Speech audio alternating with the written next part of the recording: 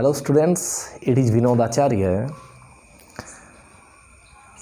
Last time जो पिछले lecture में हमने पढ़ा we discussed about the various type of forces in nature.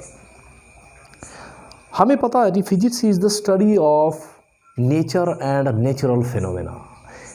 Physics is the study of nature and natural phenomena. ये हमारी definition थी फिजिक्स की। नेचर एंड नेचुरल फिनोमेना से डील करती है। Physics is deals with the nature and natural phenomena. Different observation हुई, different experiments हुए, nature की जितनी फिनोमेना साइंटिस्ट के सामने आती रही वो एक्सप्लेन होती रही। धीरे धीरे यह प्रोसेस चलता रहा।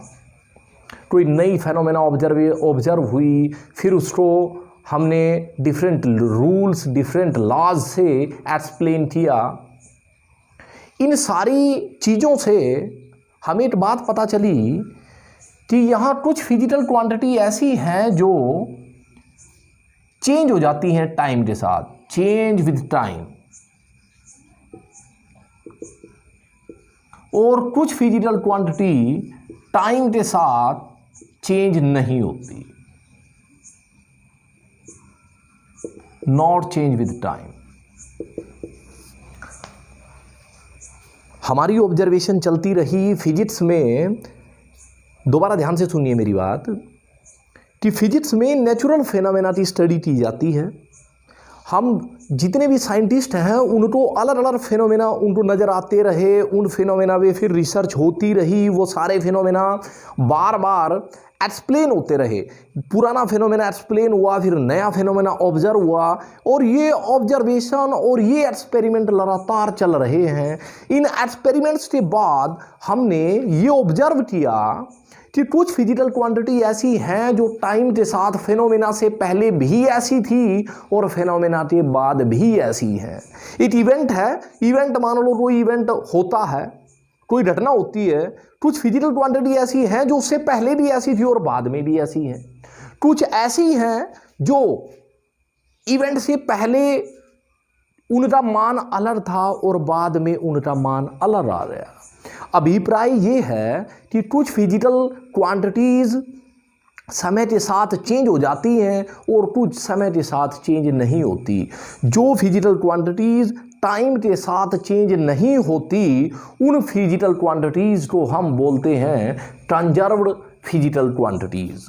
उनको बोलते हैं हम कंजर्व्ड फिजिकल क्वांटिटी। ऐसी क्वांटिटीज़ जो समय के साथ चेंज नहीं होती, the quantities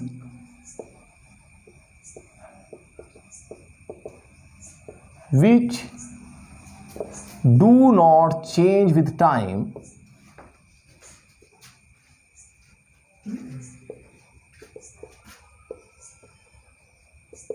are called conserved quantities. Conserved quantities. Basically ऐसी हमारे पास चार फिजिकल क्वांटिटीज हैं। The first one is energy, second one is linear momentum,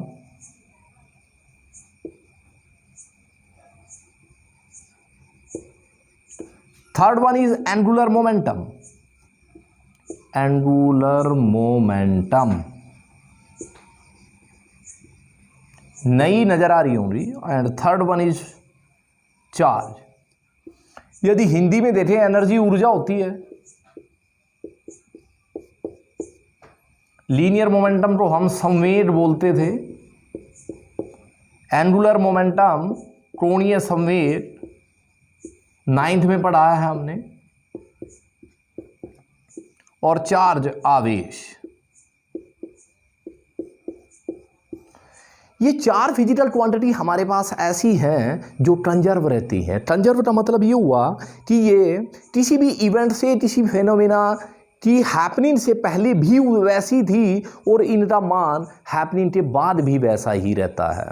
तो हमारे पास इन क्वांटिटीज़ के लिए हमारे पास कंजर्वेशन लॉज हैं, इनके अपने अपने लॉ हैं। तो आज का जो हमारा टॉपिक है वो ये है कि what are the basic conservation laws in physics. What are the basic conservation laws in physics. Physics में कंजर्वेशन लॉज कितने हैं? जब हमारे पास कंजर्व क्वांटिटी 4 हैं बेसिकली, तो हमारे पास 4 ही हमारे कंजर्वेशन लॉज हैं। और हमारा जो पहला लॉ है वो है law of conservation of energy.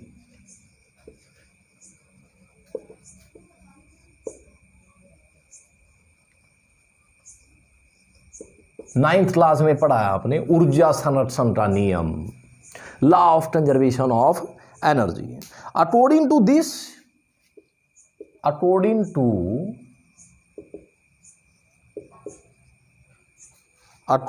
This law the total energy of the system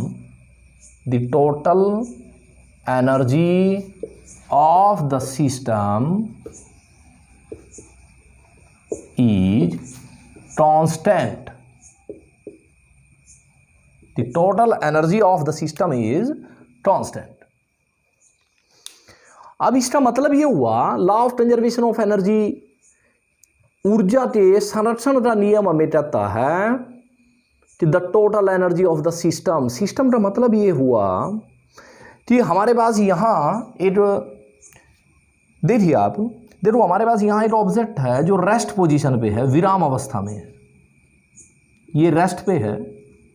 इधर से एक ऑब्जेक्ट है जो चला आ रहा है। यदि ये इसकी वेलोसिटी v है, इसका वेट v है, इसका मास m है, तो इसकी गतिज ऊर्जा काइनेटिक एनर्जी हो रही mv²। याद कीजिए, गतिज ऊर्जा का फॉर्मूला होता है ये। इतनी एनर्जी से ये ऑब्जेक्ट इसकी तरफ चला आ रहा है। बाद में हमें ये ऑब्जेक्ट इसके साथ टकरा जाता है और ये दोनों ऑब्जेक्ट चल पड़ते हैं। ये ऑब्जेक्ट इधर चला जाता है और ये ऑब्जेक्ट इधर चला जाता है। अब जो पहले विराम अवस्था में था उसकी ऊर्जा, उसकी एनर्जी 0 थी, लेकिन थोड़ी देर बाद हमने देखा कि इसके पास भी एनर्जी है और इसके पास भी एनर्जी है। बाद में ये देखने में आता है कि यदि इसके पास एनर्जी 100 जूल थी, जूल इसकी यूनिट होती है एनर्जी की, यदि इसके पास 100 जूल एनर्जी थी तो बाद में इसके पास एनर्जी रहती है 80 जूल और इसकी 20 जूल एनर्जी इस ऑब्जेक्ट के पास चली जाती है। अब ये देखिए, इस एक्सीडेंट से पहले ऑब्जेक्ट के पास एनर्जी थी 100 जूल और उसके बाद 80 जूल यहाँ पहुँची और 20 जूल यहाँ पहुँची और टोटल एनर्जी कितनी हुई हमारी 100 जूल। कि इस इवेंट से पहले भी 100 जूल थी और इवेंट के बाद भी 100 जूल थी। कि सिस्टम, अब इस सिस्टम में 2 ऑब्जेक्ट हैं, इस सिस्टम में 2 ऑब्जेक्ट हैं और दोनों की जो एनर्जी है, पूरे सिस्टम की एनर्जी 100 जूल है, वो इवेंट से पहले भी ऐसी है और इवेंट के बाद भी ऐसी है। तो अब हम अपना ये जो नियम पढ़ते हैं इसको दोबारा पढ़ते हैं। According to this law the total energy of the system is constant. कि हमारे सिस्टम की जो एनर्जी है वो कांस्टेंट बनी रहती है, स्थिर बनी रहती है। The next one is law of conservation of, दूसरी फिजिकल कौन सी क्वांटिटी थी हमारे पास? Linear momentum. Law of conservation of linear momentum. Law of conservation of linear momentum. Linear momentum संवेग, ये नाम भी आपने सुना है, याद है? आपने सुना होगा ये नाम, अच्छी तरह सुना होगा। 9th में बहुत अच्छे से पढ़ाते हैं हम इस टॉपिक को।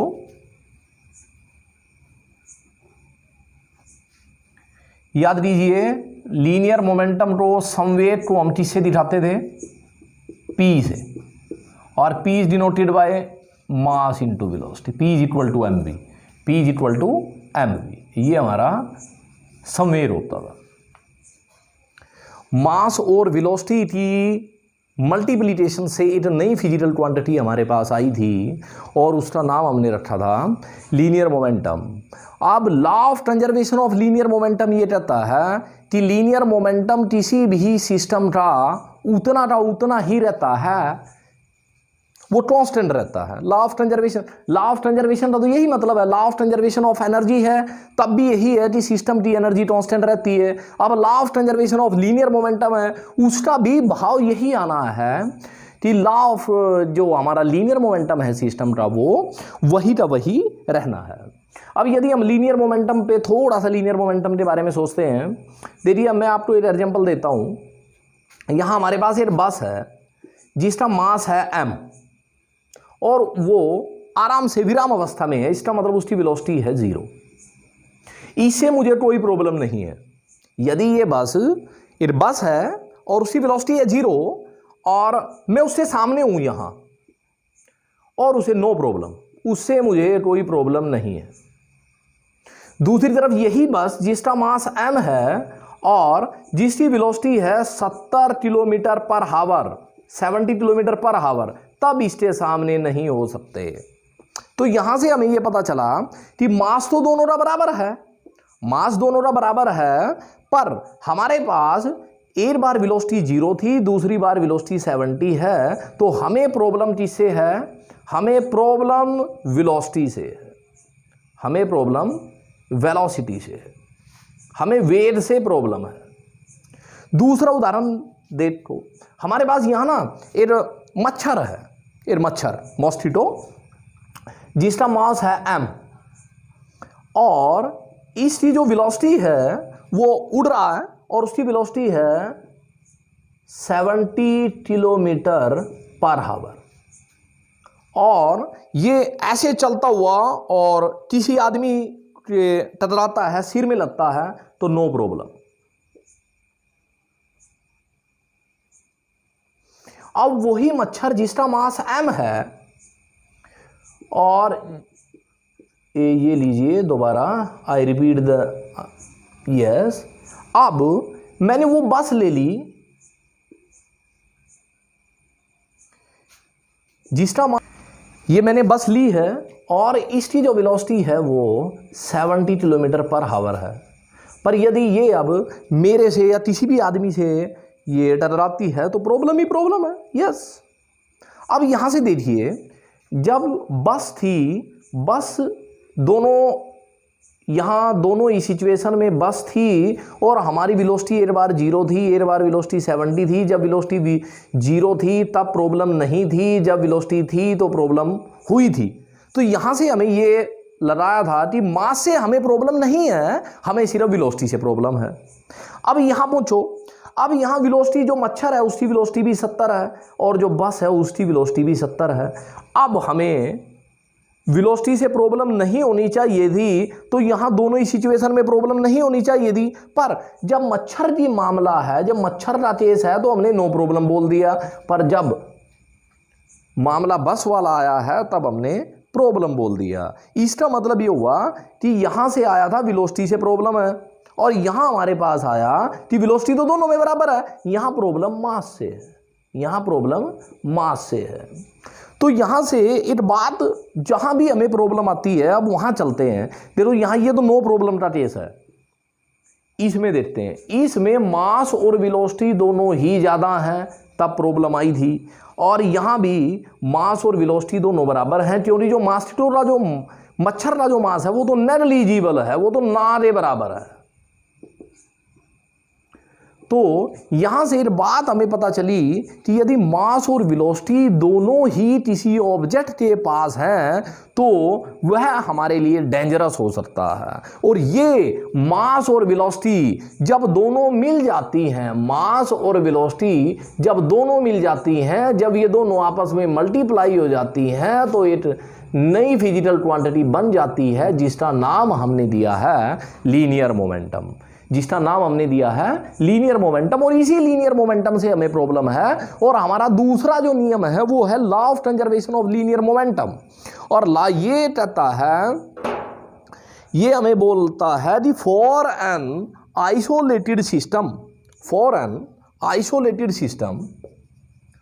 फॉर एन आइसोलेटेड सिस्टम, नया वर्ड आया हमारे पास ये आइसोलेटेड, एक ऐसा सिस्टम जो आइसोलेट है।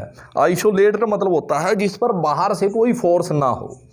For an isolated system the total linear momentum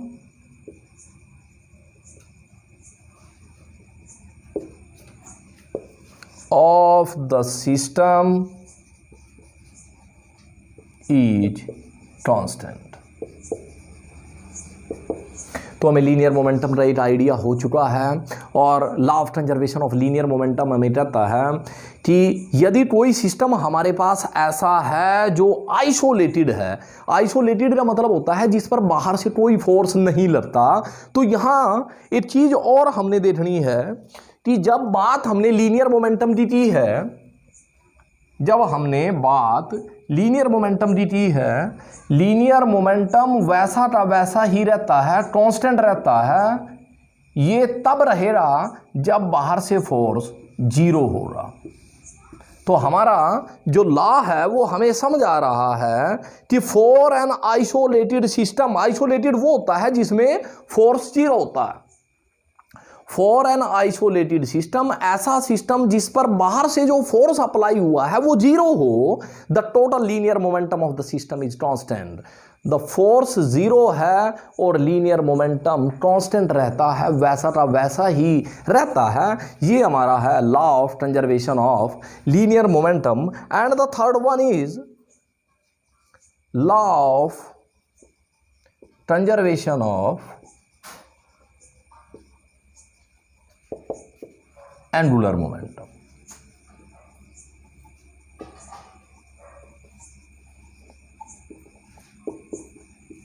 ये नई टर्म है, इसके बारे में ये जितनी भी टर्म हम आज पढ़ रहे हैं इनके बारे में हमने डिटेल में पढ़ना है, हर यूनिट हमारे पास है इनके बारे में। अब ये जो एक बार फिर लीनियर मोमेंटम के बारे में देखिए आप, लीनियर मोमेंटम ये हमारा लीनियर मोशन का केस है। लीनियर मोशन जो सरल रेखीय गति की बात हम करते हैं, जब हमारा ऑब्जेक्ट ऐसे चल रहा है, ये ऐसे चलता जा रहा है, ये अब उसके पास क्या फोर्स भी है, उसके पास लीनियर मोमेंटम भी है। एक ऐसे ही हमारे पास एक मोशन और होता है रोटेशनल मोशन। हमारे पास एक मोशन होता है रोटेशनल मोशन। रोटेशनल मोशन ऐसा होता है जब बॉडी ऐसे चल रही है तो लीनियर मोशन, और यदि बॉडी ऐसे ही घूमती है अपनी एक्सिस पर, जैसे earth is moving on its own axis, तब हमारे पास जो मोशन होता है वो रोटेशनल मोशन होता है। और रोटेशनल मोशन में जैसे हमारे पास लीनियर मोशन में एक एंगुलर मोमेंट, ये लीनियर मोमेंटम था, ऐसे ही हमारे पास होता है एंगुलर मोमेंटम।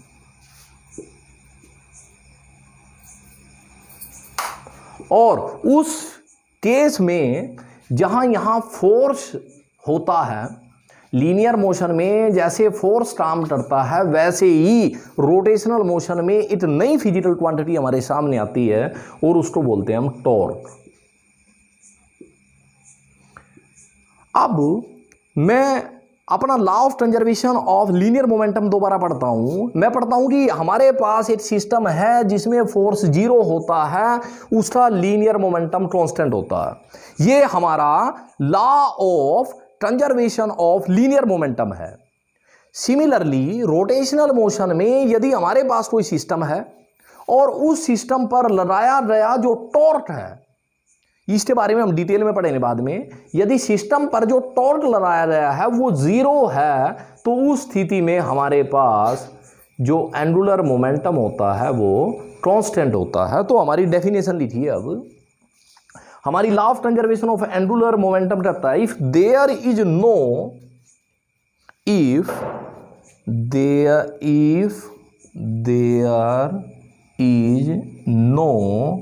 एक्सटर्नल टॉर्क, जैसे सिंपल मोशन में फोर्स आया था, आइसोलेटेड सिस्टम का मतलब था कि if there is no force, उसी तरह यहां आया if there is no external torque on a body then the angular momentum of the body or system is constant. यदि किसी बॉडी या सिस्टम पर बाहर से टॉर्क अप्लाई ना किया जाए, टॉर्क हमने पढ़ा नहीं है, टॉर्क हमारे पास अब तक आया नहीं है ये। If there is no external torque on a body, यदि बॉडी पर बाहर से टॉर्क अप्लाई नहीं किया जाता तो उस समय उसका जो एंगुलर मोमेंटम होता है वह बॉडी का उतना कांस्टेंट रहता है। और इस नियम को हम law of conservation of angular momentum कहते हैं। और ये हमारे पास अब लास्ट में जो लॉ ऑफ कंजर्वेशन लॉ आया है वो हमारे पास आया है कि law of conservation of charge, law of conservation of charge.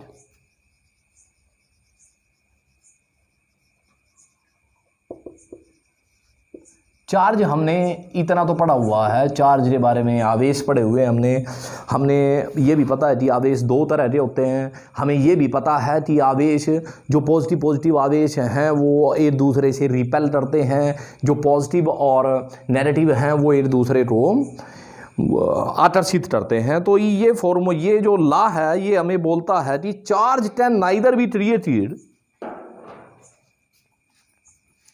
Charge can neither be created nor be destroyed। Created का मतलब होता है उत्पन्न होना और डिस्ट्रॉयड होता है समाप्त होना। Charge can neither be created nor be destroyed but it can only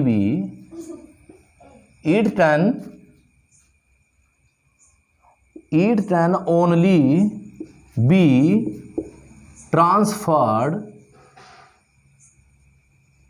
from one body to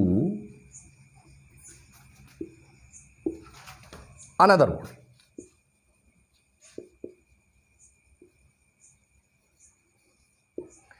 law of conservation of charge हमें समझाता है कि आवेश ना तो उत्पन्न किया जा सकता और ना ही इसको समाप्त होता है, ना तो ये उत्पन्न होता है और ना ये समाप्त होता है। यह सिर्फ एक बॉडी से दूसरी बॉडी में ट्रांसफर होता है।